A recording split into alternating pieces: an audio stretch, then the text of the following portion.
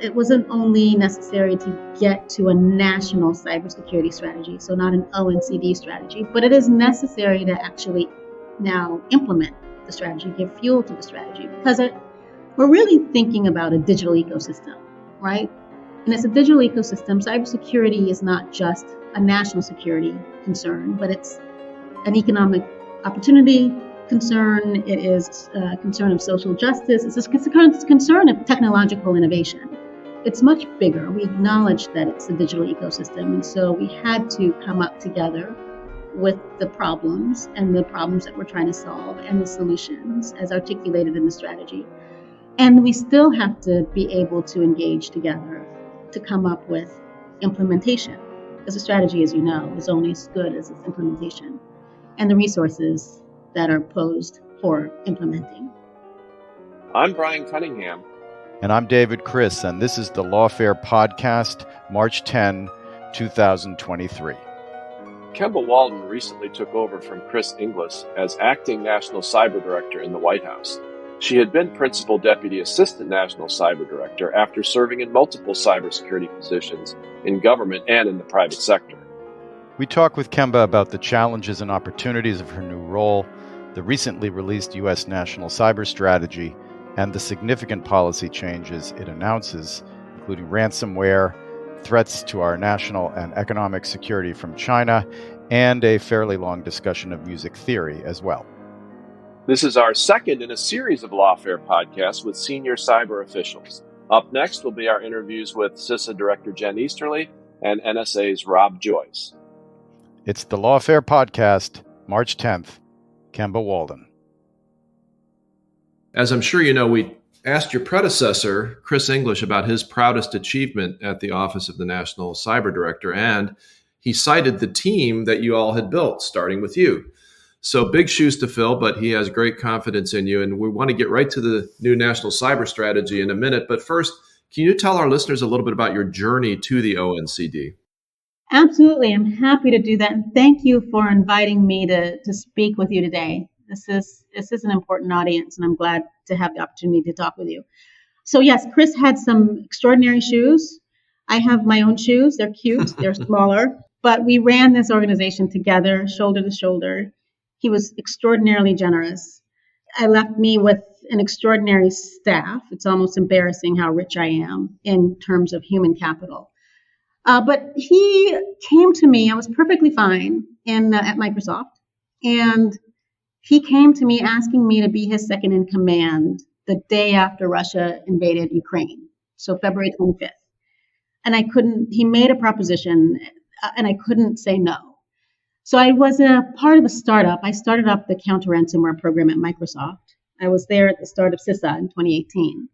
And he gave me the opportunity to be in a new startup in a significant way, working with him shoulder to shoulder to lead the organization, to establish the organization in the White House, and the opportunity to make a significant difference in my own way on moving the needle in cybersecurity. So I've been in the security business for a while. My background is not intuitive, but when Chris and I make decisions, when we made decisions together, when we brought our own experiences and solutions to the problems, we often ended up in the very same place and perhaps even in a better place than if either of us had come to the solution alone. And that's the culture of our staff. We are all here. We're all loyal to the mission. We believe in what has now been captured in the strategy.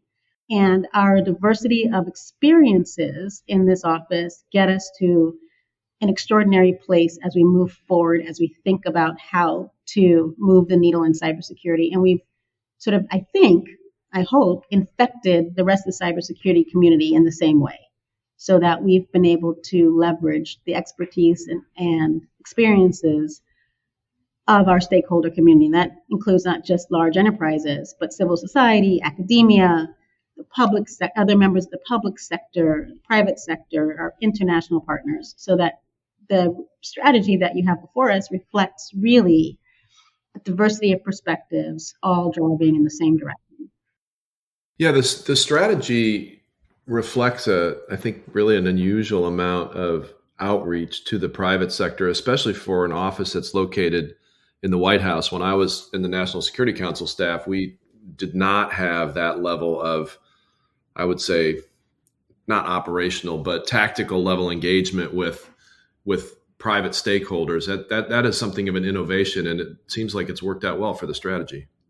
It has, and it is an innovation. Coming out of the White House, you don't normally see the National Security Council, and for good reason, often really engaged at that problem findings sort of level, right? That is new and novel. It wasn't only necessary to get to a national cybersecurity strategy, so not an ONCD strategy, but it is necessary to actually now implement the strategy, give fuel to the strategy, because we're really thinking about a digital ecosystem, right? And as a digital ecosystem, cybersecurity is not just a national security concern, but it's an economic opportunity concern. It is a concern of social justice. It's a concern of technological innovation.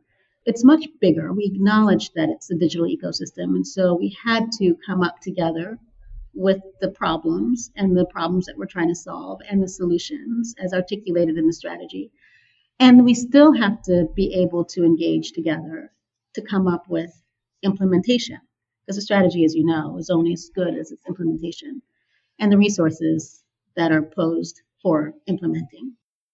Kemba, did your background at Microsoft and in the private sector generally give you a kind of a leg up in working on those partnerships and devising the strategy with those partnerships in mind? I'd like to think so. Hindsight is 20/20, as they say, right? So I alluded to you earlier that Chris Inglis and I had very different backgrounds. But I've been in security for a while, but from a different place.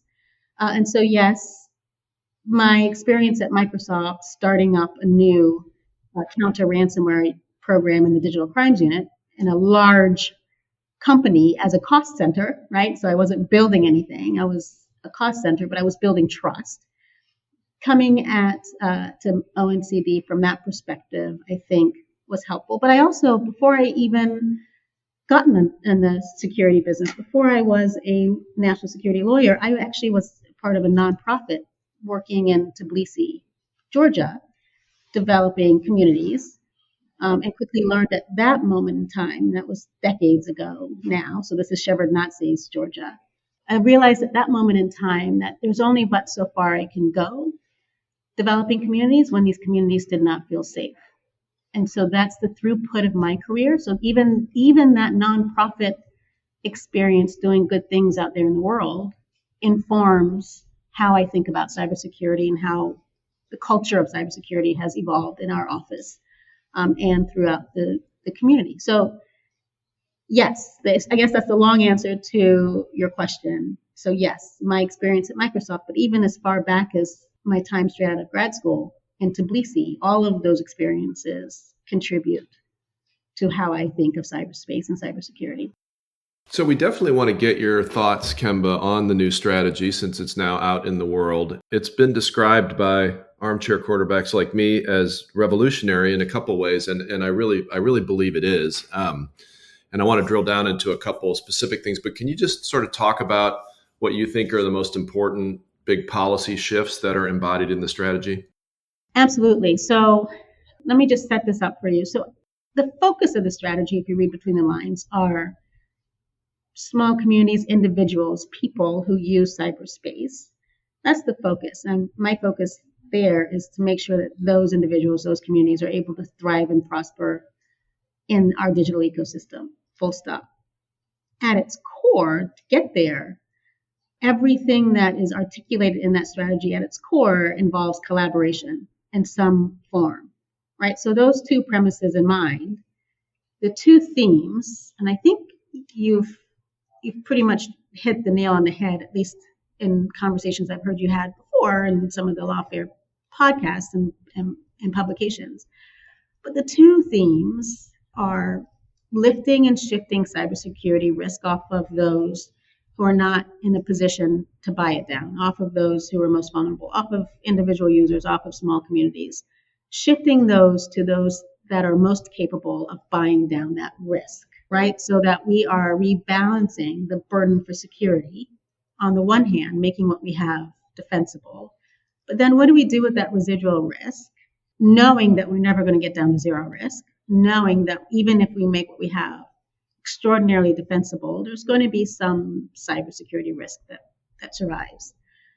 So the second piece of this is, how do we invest in long-term resilience, and not just resilience in the technology, but resilience in the people that are in cyberspace, people who are the focus at the bottom of this strategy, and the roles and responsibilities, right? So these are our two fundamental shifts.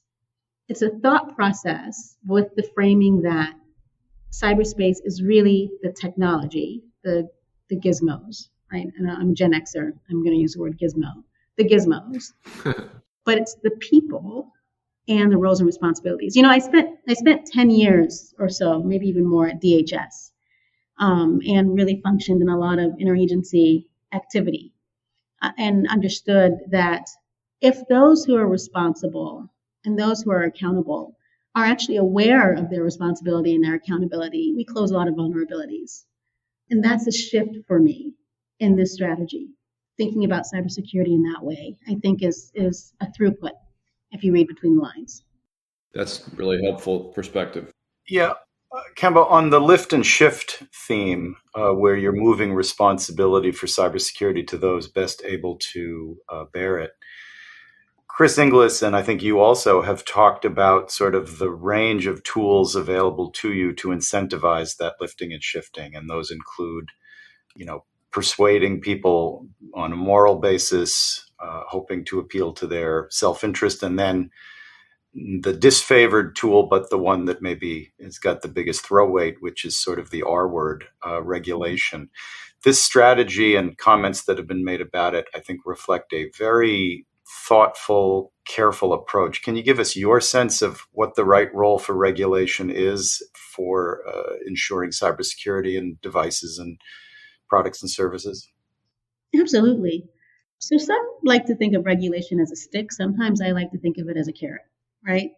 The idea of regulation, as we've articulated in the strategy, is really just to create a level playing field so that we cause investment in cybersecurity and we reward those who are investing in security, right? So that we not only cause minimum requirements, so bringing others to that playing field that aren't necessarily thinking through secure to market, right? They're thinking first to market. So bringing those up, but also causing those that have been investing in cybersecurity and have had multiple requirements, causing them to reshape their investments so that our regulatory environment is harmonized, that we offer an opportunity for reciprocity where we can, so that any company that is regulated heavily only has to do something once, only has to prove something once. So they can invest then not just in a large compliance scheme, right?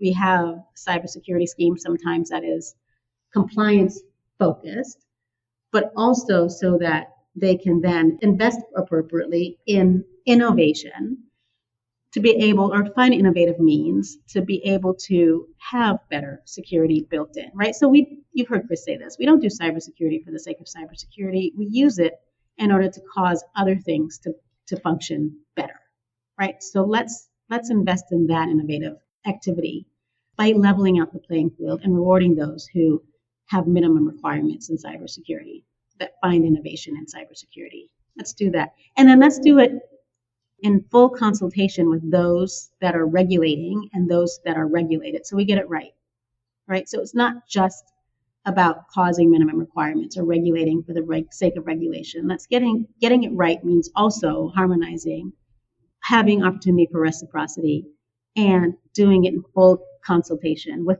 both the regulator and the regulated. David led you down the road of the R word, and now I'd like to take you down the road of the L word, liability. We're all lawyers here in various stages of recovery, and I'm sure there's plenty of plaintiffs' lawyers listening. So in your mind, when the strategy talks about placing responsibility, Does that include some sort of development of theories of recovery, liability, new statutes to put the actual legal burden on those more able to handle it? Or how do you see litigation figuring into this, if at all? When you talk about liability, litigation figures in. But let me say this first. The idea of shifting liability, getting it right is a long-term process. It's not going to happen overnight. We know that. We're lawyers, right?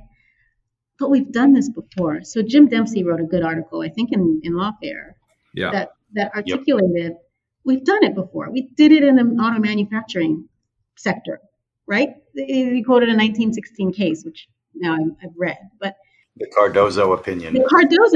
Yeah, absolutely. So we can use, even as far back as 1916, we can use that as an example for how do we think about shifting liability. But also, there's a safe harbor, right? So we're all lawyers. We've looked for opportunities to find safe harbors for our clients. So we've done that before too. And one of the things that comes to mind is the Safety Act in the counterterrorism context. That posed, now it wasn't perfect. I understand it's been improving, but that posed an opportunity for a safe harbor, incentivizing innovation and without necessarily imposing a lot of liability. So it needs to be a balanced approach. It needs to be thoughtful, and it's going to take time. I mean, another example of safe harbor, and I know you haven't asked me this, but I was a lawyer primarily in CFIUS for a long time. There again, it took a few statutory revisions to get that one right, but at the end of the day, that offered a safe harbor, so that you're looking at risk, figuring out with policymakers how to mitigate that risk in sensitive transactions. And in doing so, and in executing those mitigation opportunities, companies then had a safe harbor of some sort.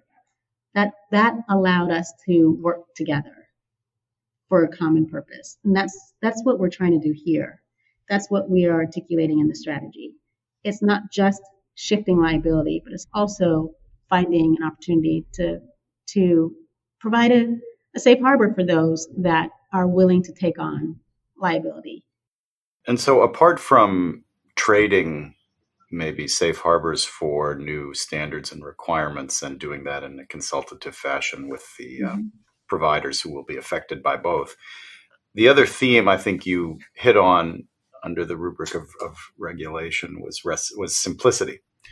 And, we have the NSTAC recommendation to try to harmonize, for example, the many and varied cyber incident reporting obligations that are imposed either in statute like CERCIA or in various agency and department specific rules and regs. Is that a high priority for you and or executed through, CISA or something to try to sort of smooth out the wrinkles and the idiosyncrasies in those reporting obligations and maybe other regulations too? So the short answer is yes, right? The thing that I've noticed over time is that companies have been spending a lot on compliance. We have a compliance market now. We want them investing in security, and we need to be highly consultative to make sure we get that right too. It's merely one of the tools that is articulated in the strategy to get us to like I said before, an appropriate level of cybersecurity requirements, right? The finance sector, for example, has done an outstanding job. They've been pummeled. The financial sector is important, to be clear, but they've got, I don't know how many was the last quoted to me, but they've got a ton of regulators and a ton of regulations all trying to get to something similar. And then we have water, for example, that is under-regulated. At the end of the day, cybersecurity, some of our cybersecurity challenges are common across sectors. So I almost feel like it's disingenuous to try to think about this from sector to sector to sector. It's because our digital ecosystem doesn't operate that way. We have common challenges. We should be able to harmonize how we find common solutions across all sectors, get to an appropriate playing field. Now, of course, there are going to be sectors that have unique requirements that are placed on top of that.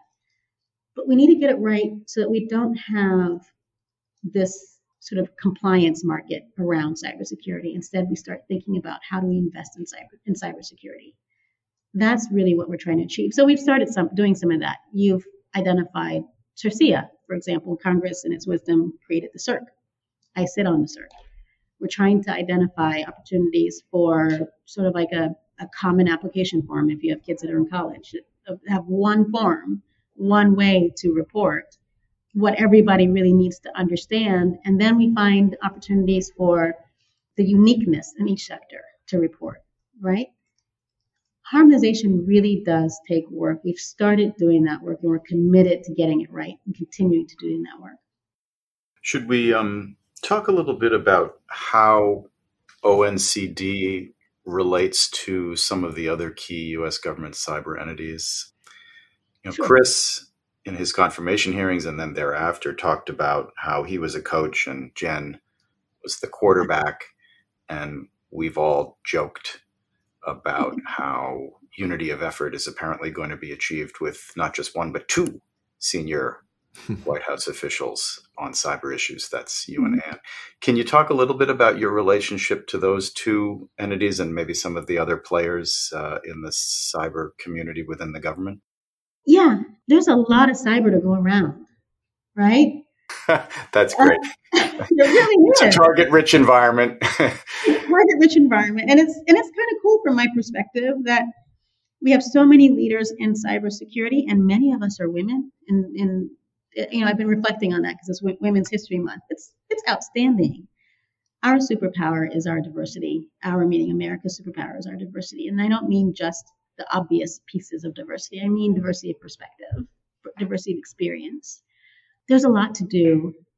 Ann is not the smartest person in the room. Jen is not the smartest person in the room. I am not the smartest person in the room. I can keep going down the list, right? But Kris and I, the way we functioned in our office as we co-led, was that we accepted that we have different perspectives, maybe even opposite perspectives, but we use that to our advantage to come up with fantastic geometric outcomes, right? So that 1 + 1 = 3, right? So that you have an outcome that's greater than the sum of its parts. I would like to see more of that. Now, my role here, you said, Kris, like the coach and quarterback analogy, and that's great. I grew up in San Francisco. My dad thought I was going to be a boy. I was a Joe Montana fan, Jerry Rice fan. I get that. So that is absolutely still true. I like to think of it a little bit more in a complex way. I used to be a musician, so I like to think of it as a symphony, right? You have different movements. You have different ranges of instruments. They all make sense in the symphony if orchestrated properly. If not, it sounds like cacophony. But if it's done well, it's gorgeous, right? So we have a string section, a percussion section, a brass section, etc. We have sometimes, if you're listening to an aria, you've got voices, instruments. I view my role as having the privilege of being the conductor, so to speak, right? Making sure that all of this talent moves in a way that the outcome is beautiful. So it's great that we have departments and agencies, civil society, academia, the private sector, all having a role in this space. The trick is to make it work well so that the end user, right, the person listening to this orchestra, the person participating just by their mere presence, can enjoy the benefits of it, can enjoy the digital economy in a way that allows them to thrive and prosper. So I feel like that's my role. Then I can only do that in partnership with my counterparts across the agency and across industry. I love this music analogy. I'm almost a musician. I'm a drummer, and more relevantly, I have a software client who the CEO says that's how he views his superpower, is being a conductor. Oh. But he says it becomes more difficult when everyone is the first chair. Right. And so to torture that analogy one step further, how do you, and I know you're about to release a workforce strategy as well, but how do you think about for lack of a more subtle term, managing egos and making sure everyone contributes without kicking each other under the table too much? You know what? It's not everyone is required to agree. And if we can start with that presumption, but everybody has something to contribute, right? Like I said, leaning into our diversity of experience and perspective and using it to our advantage. We've developed that culture from the bottom up in the White House as a startup. We need to push that culture through all of our partners. But if we start with that premise that there is a contribution to be had by every single voice, even if we disagree, we're going to have extraordinary outcomes. There are people that have bigger egos than others. That's just the nature of people. People are in cyberspace, right? Like I said, there are 3 elements to cyberspace. People are in it. We all have a part to play in this space. We all have the same goal. If you do conflict resolution, one of the principles is finding a common goal. We found it.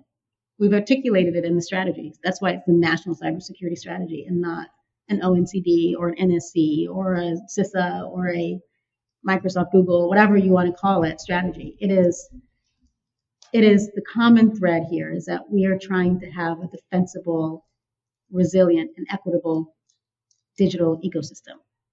Full stop. If you start with that common premise, you get a lot of thoughtful contribution, regardless of ego. So I'm going to go on with the music analogy too, and probably regret it. But you talked about a symphony and so forth.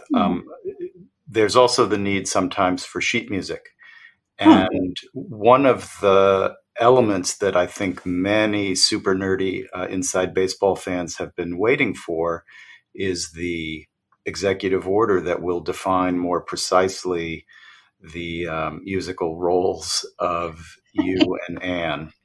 Now that the cyber strategy is out, can we expect that executive order tomorrow, day after tomorrow? Are you prepared to commit here and now that the president will be issuing that, Jake will be issuing that, instantaneously? Or when do you expect that? How important is that going to be to you in doing your job?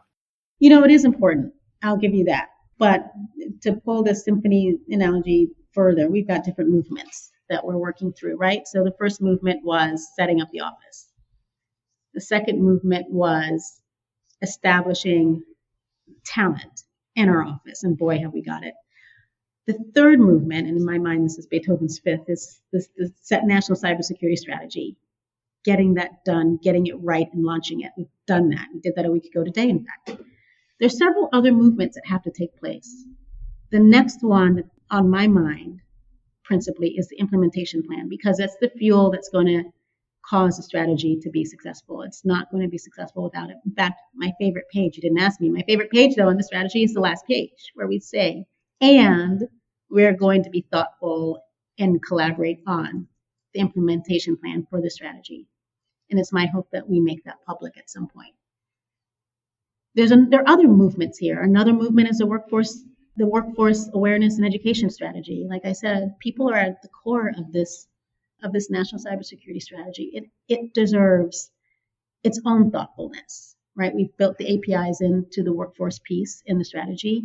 We are driving full speed ahead on the workforce. But then, like you helped point out, there's the roles and responsibilities piece of cyberspace. Who's responsible for what? Who's accountable for what? And that's not just true in the White House. That's true throughout the government. That is true in our digital ecosystem.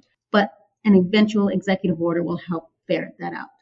When that's going to happen or what's in it is still to be seen. There are a lot of smart people thinking this through. But that is one of the movements in this symphony. Okay, so you play a little jazz, maybe improvising right now before you go to full-on symphony, which, I mean, these things are a little bit chicken and egg. You want to get some experience implementing before maybe you lock down the roles and responsibilities. So that's a sensible thing, and I promise that's my last reference to music for the balance of this podcast. Well, I did not make that promise, and so I have one more. And I know you're short on time, and we really appreciate how generous you've been. But I don't think we can leave this discussion with you without talking about the China threat. And here's my music hook to that.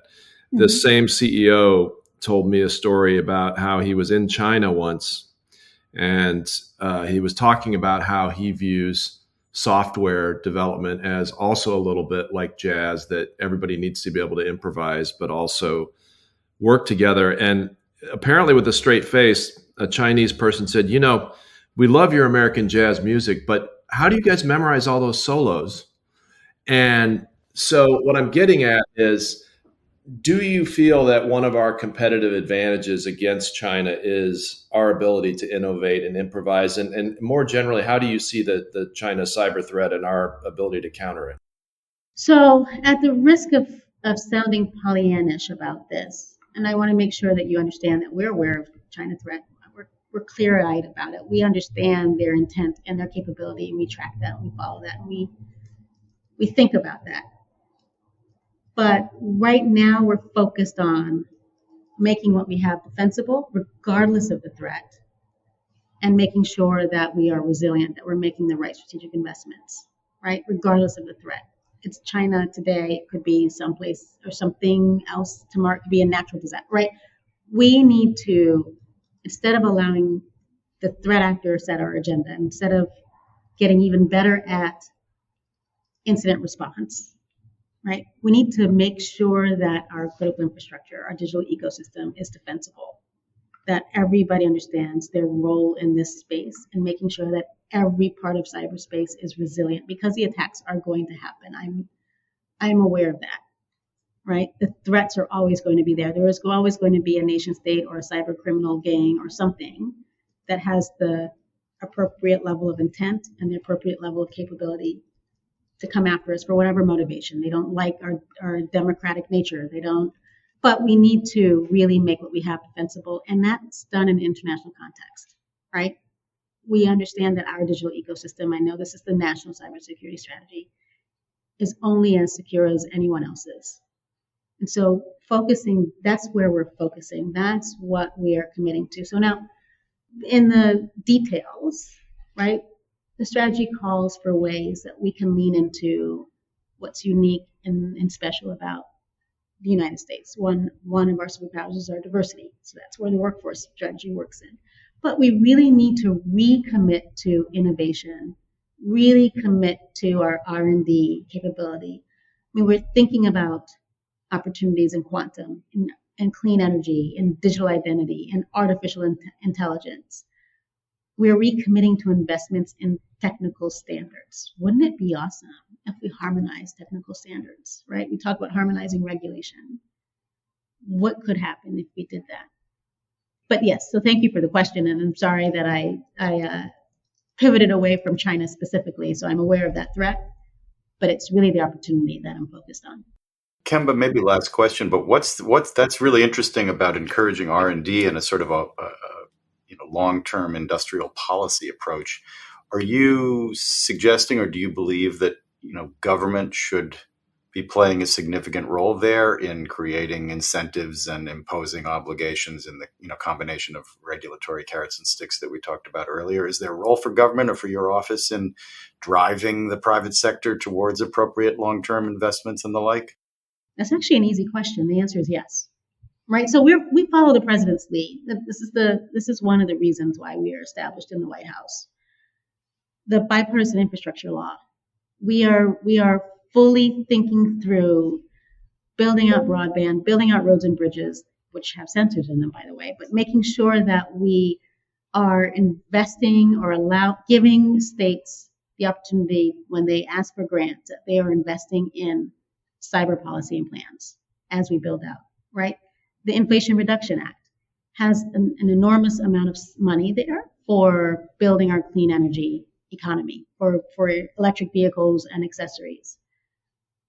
We used, and this is on the White House website, so I'm not divulging much different here, but we used our convening power to talk to that industry, to help them understand what the risks are, to help them understand that it is really a capital expenditure opportunity to reduce business risk and costs later, right? As we build out our clean energy plan.